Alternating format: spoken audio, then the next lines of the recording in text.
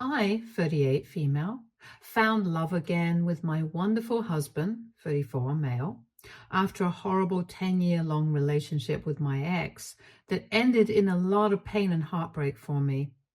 I had honestly given up on love and relationships and expected myself to become a crazy cat lady when I met my husband at a friend's wedding. He was a friend of the groom. We met at the open bar and started talking, and that was it. We were basically stuck to each other for the whole evening. It was like some rom-com. And at the end of the night, when we finally said goodbye after exchanging numbers, I felt butterflies in my stomach after ages. We met again the very next day, and the rest is history. It has been almost 2 years since my friend's wedding, and every day with him has been a fairy tale. He proposed to me on our first anniversary, and in the last 6 months, we planned our wedding and got married. My relationship is perfect for me, but there has always been one little, or not so little, problem. And by that, I mean my mother-in-law. My relationship with my mother-in-law was rocky from the day one. When I first met her, I could sense the disapproval radiating from her. It wasn't subtle either. She made it abundantly clear that she thought I wasn't good enough for her son. My husband is an only child, and his father passed away when he was just 16. So ever since then, it has just been him and his mother. Naturally, she is extremely protective of him and wants him to have the best things in life. And clearly, she didn't think that I was good enough. She had a problem with the fact that I'm older than her son. She did not like the fact that I was divorced. At first, she didn't know that I was in an abusive relationship because that is something really personal to me, and I don't like talking about it to most people. According to her, divorced women cannot be trusted, and I was someone who couldn't possibly measure up to her standards. At first, I tried to brush off her comments, telling myself that she was just being protective of her son. But as time went on, her dislike for me only seemed to grow. Every family gathering became a battleground, with my mother-in-law taking every opportunity to belittle me and undermine my relationship with my husband. Despite her constant negativity, I tried my best to keep the peace. After all, I loved my husband more than anything, and I didn't want to cause any unnecessary tension between him and his mother. But deep down, her words cut me to the core, and I couldn't shake the feeling that I would never truly be accepted by her. My husband has always been fiercely on my side.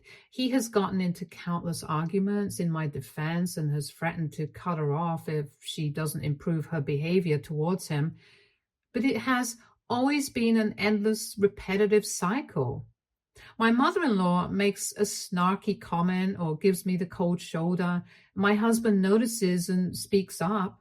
An argument follows, and after maybe a couple of days of silent treatment, my mother-in-law apologizes and is nice to me for a few weeks.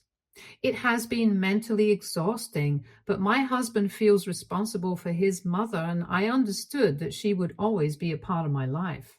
Unfortunately, things got worse when he proposed to me. I guess she was hoping this was a random fling and that we would break up sooner or later. She even asked him if I was pregnant and said that even if I was, he didn't have to marry me.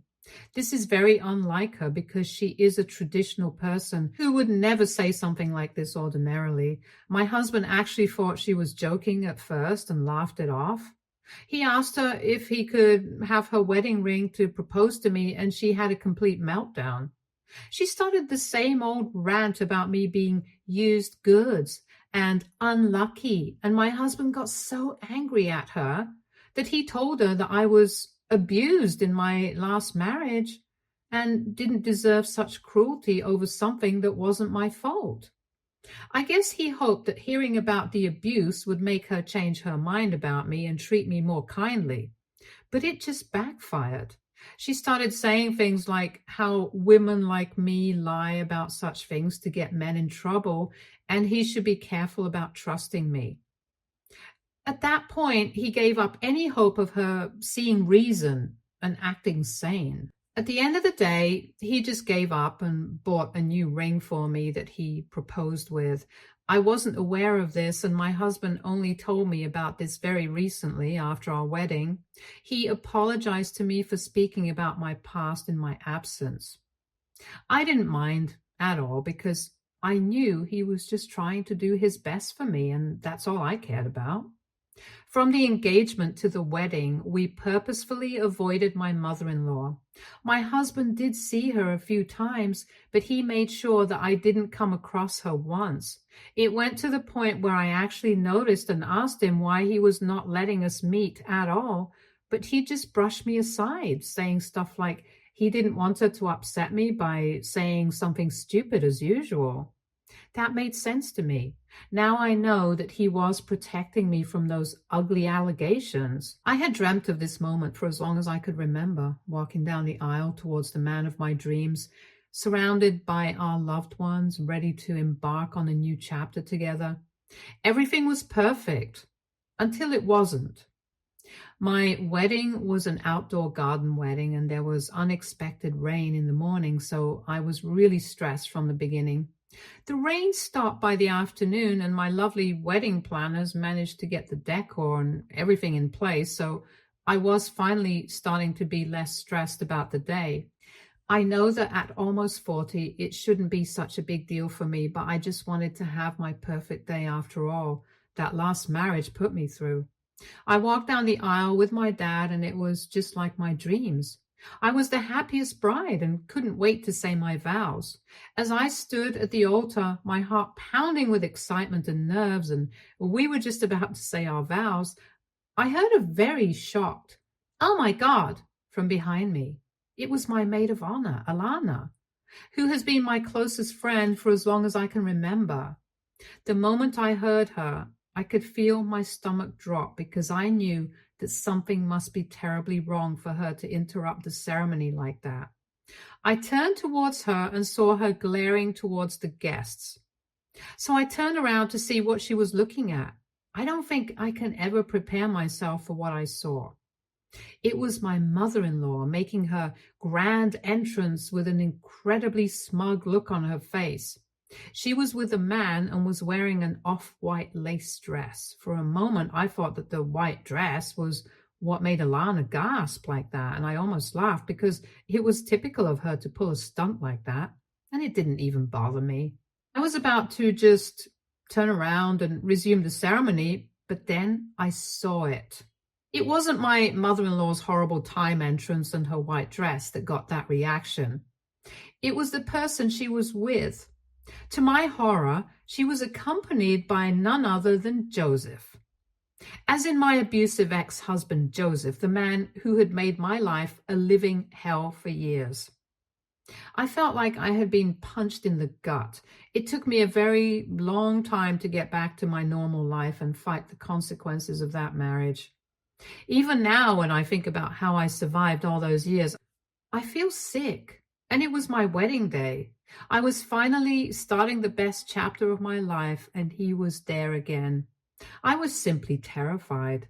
For a moment, I even forgot where I was. I felt like I had been transported back to the past and could not even see my actual surroundings. Alana could see what I was going through and came next to me and held my hand, and it was only then that I came back to reality. How could she do this to me? How could she bring him here, knowing the pain and trauma he had caused me? I wanted to scream, to run away and never look back. My husband was extremely concerned and kept asking me what was wrong, but I couldn't speak. In my confusion, I realized that even though he knew everything about my ex and my first marriage, he didn't know what Joseph actually looked like. But I was in no state to speak and just kept staring at my mother-in-law blankly. I saw Alana say something to my husband, but I didn't hear what she said. And before I could do anything, my husband, my rock, sprang into action. He didn't hesitate for a second. With a determined look in his eyes, he marched over to his mother and my ex. And in a voice that brooked no argument, he told them to leave. It was like something out of a movie. The tension in the room was palpable, and I held my breath, waiting for what would happen next. My mother-in-law, of course, refused to leave and said that she had a right to stay and watch her son getting married. He told her that he had been very patient with her so far, but she had taken things too far this time. He said that if she didn't leave immediately, we would call the cops on her. She said that we can't do that because she had done nothing wrong. At that point, I felt actually sick and needed to sit down. My bridesmaids and my mom were doing all that they could to calm me down. I wasn't even aware of all the things that were happening there because I had to sit down and breathe. My bridesmaids were incredible, and I'm so grateful to them for handling the situation in the best way possible. They're the ones who actually told me how things went down because at that moment, my head wasn't working. The only thing I could hear was my own heart beating faster than it has ever. The only part of the conversation I actually heard was what my husband did after that. He told my mother-in-law that he would call the police on her for bringing someone I have a restraining order against near me, and that if she didn't want things to turn ugly, then she should leave. It was my ex who spoke after that. I hadn't heard his voice in years, but the moment he spoke up, I got literal chills down my spine. I felt like I was about to puke. My ex then said that the cops could not do anything because the restraining order I had against him had expired and the law couldn't do anything about it. The sinking feeling returned to my stomach. Somehow, in the middle of the wedding planning and my new life, I had completely forgotten about that. My ex continued talking and told my husband he should be glad his mother was looking out for him by not letting him marry me because I would ruin his life just like I ruined his own. There were actual gasps from the guests. I couldn't believe what was happening to what was supposed to be the best day of my life. He tried to say something again, but before he could utter a single word, my husband literally ran over to where he was and punched him in the face. That was it. The whole ceremony just turned into utter chaos. My ex tried to hit my husband back, and our groomsmen had to step in to defuse the situation. A lot of pushing around and shouting eventually resulted in my ex literally being thrown out of the venue. By that time, someone had called security as well. My ex did not come back, but my mother-in-law was still there. At that point, it had been almost an hour since this whole drama started. In my head, I had accepted that my wedding was over and I wasn't getting married that day. I was at a stage where I wasn't even feeling sad. I was just numb. My bridesmaids had taken me inside and I was sitting in the dressing room alone because I had sent everyone away to get some breathing space. I was wondering what to do now when I heard a knock at the door and saw it was my husband. He asked me if he could come in, and of course I said yes. He sat down and apologized to me for everything that happened. He said that he should have been firmer with his mom from the very beginning and not let things come this far in the first place. And he asked me to forgive him. I couldn't believe this man. I was there blaming myself for everything that happened, and here he was asking for forgiveness. I broke down and we both started crying. After I was more stable, I told him that he had nothing to apologize for. We just sat in silence for a while, holding hands. After a while, he told me that he had asked the guests to leave, and only our wedding party was there. And although it is not how we hoped things would be, he would want nothing more than to get married to me. I wasn't sure I could walk down the aisle again after what had happened, but looking at his hopeful face, I just couldn't say no. So I walked down the aisle to my best friend and biggest supporter, and this time we said our vows, looking into each other's eyes without any interruptions, and we got married with only our closest friends as witnesses. After the ceremony, we danced and had a little intimate reception and donated all the leftover food. We came back to our home as man and wife for the first time, and all the bad things that happened to me seemed like a distant nightmare. We went on our honeymoon and didn't talk about the ceremony or my mother-in-law once. I tried to bring it up a few times, but my husband would not let me, saying that we shouldn't talk about such things during such happy times because they had already tried to sabotage our happiness once. I was curious, but agreed with him. But throughout the honeymoon, he was acting kind of suspicious. Nothing major, but he took a lot of phone calls, and every time I would ask him who it was, he said work. This was unusual because his workplace has been really good with not bothering him on our vacations. We have gone on multiple trips before this. I asked him if there was any trouble, but he brushed me off, saying they're just busy, and so he needed to help out a bit to make it easier. It still seemed weird to me, but I trusted him completely and focused on enjoying our time together. Our honeymoon was 2 weeks long, and we got back a few days ago, and I just couldn't control my curiosity again. Yesterday, I overheard my husband talk to someone on the phone, and he sounded really agitated. So I asked him who it was and if everything was all right.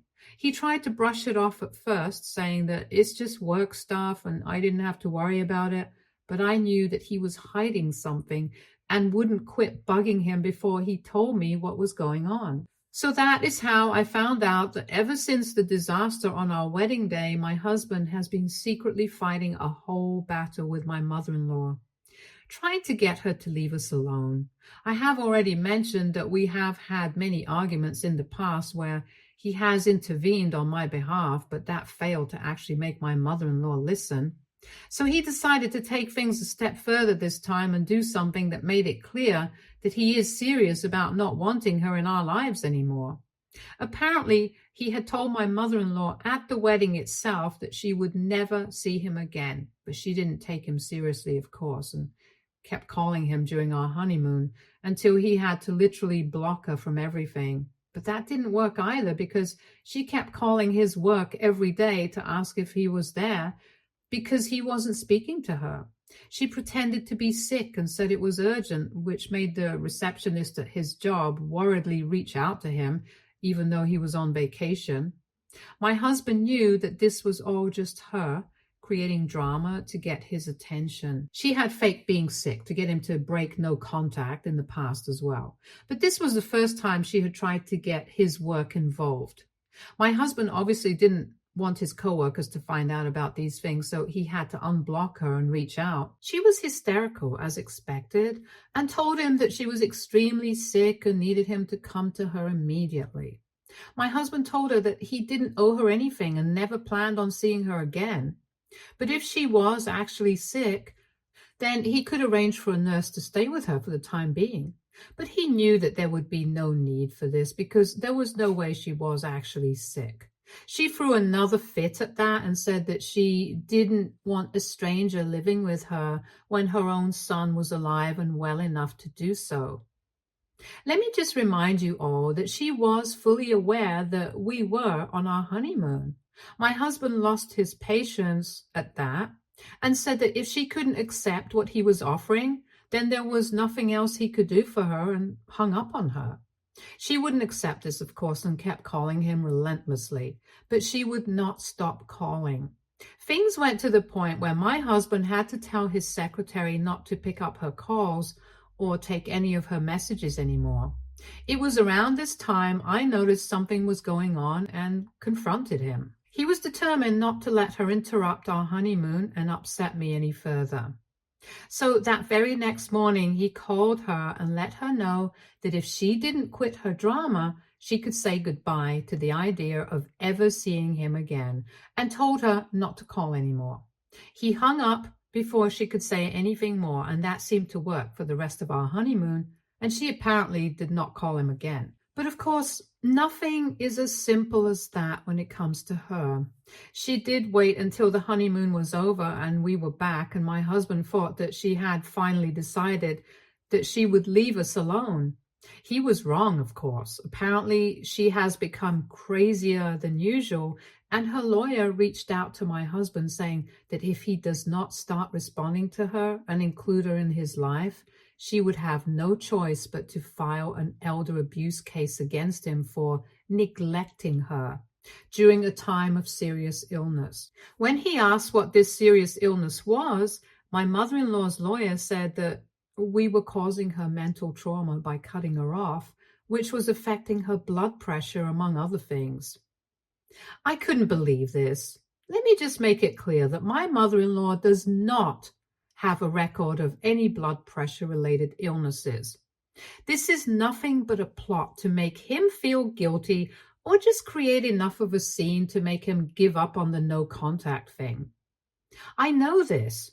My husband knows this, and my mother-in-law definitely knows this, but of course, she would never admit it. The conversation I overheard my husband having yesterday was with his lawyer. Apparently, both my mother-in-law's lawyer and my husband's lawyer think that we should figure things out among ourselves instead of getting the courts involved. My husband's lawyer even said that even if we choose to fight this, it will be tedious, and family courts are usually soft on elders, and this would be little more than just a waste of time. So the easiest option seems to be us just sucking it up and my husband apologizing to my mother-in-law and breaking no contact. But he is still extremely upset over what happened at the wedding and doesn't want to just let it go and start over. We both know that this will just make my mother-in-law feel like she can continue to violate our boundaries and do whatever she wants with no consequences. My husband has been beating himself up over this and didn't want to tell me because he knew I would blame myself. He told me that he was okay with taking things to court and that if I didn't want us to be in contact with my mother-in-law, we wouldn't ever be, no matter what it took. So he has left it to me. I am extremely conflicted and don't know what to do. On one hand, I have not and will never forgive my mother-in-law for what she did at my wedding, and I don't think that I can just go back to pretending nothing ever happened and have her in my life again. But also, I feel guilty about what my husband is going through and feel like I'm being the cause of all these problems and drama. I have considered just telling him that I am comfortable with him having my mother-in-law in his life, but in my heart, I know that I will never feel safe around her again. WIBTA for choosing to stay no contact with my mother-in-law, even if it means legal and emotional complications for my husband. Update 1. I did not expect such overwhelming support for my little rant. I truly appreciate all the kindness I have received through comments and private messages sent by you guys. I haven't been able to reply to you all, but I am reading everything and it has given me a lot of clarity. Some of you suggested that my husband and I should just take my mother-in-law to court because since there are no actual medical records involved, she can't really prove that my husband and I have been neglecting her or causing her physical distress. I do agree with that and have considered that, but the whole issue here is that I don't want to be involved with lawyers and judges over what is essentially nothing but a tantrum being thrown by a grown woman. I have been talking to my husband, and we are considering breaking no contact with my mother-in-law.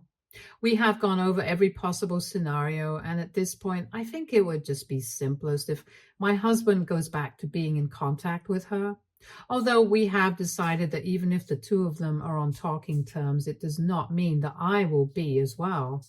I never want to see my mother-in-law again, and I have made it clear. My husband agrees, and he will make it clear to my mother-in-law that she is not allowed to visit our home or make any contact with me ever. I am not 100% happy with how things have turned out to be, but I guess there is nothing more I can do.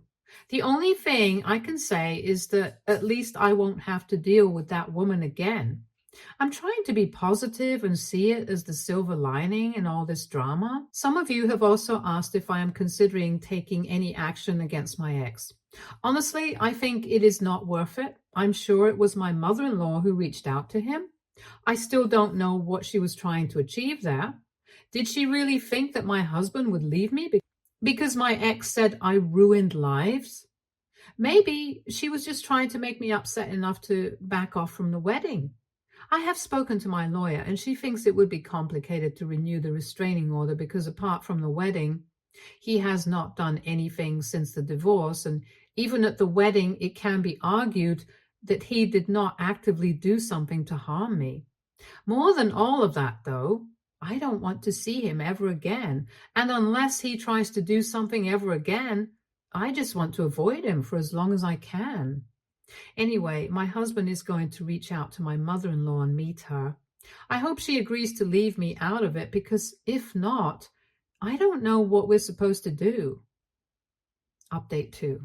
So things didn't go as well as we were hoping they would. I knew we were being too hopeful.